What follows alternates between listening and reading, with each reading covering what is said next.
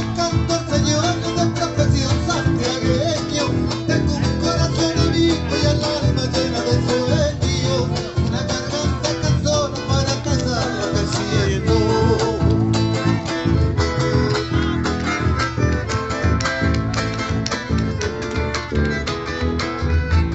De Chanco me cobijaba la plaza grande del centro.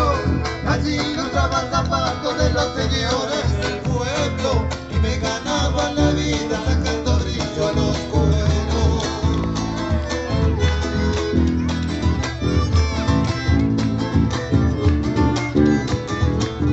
Fue el dolor del chimpaco de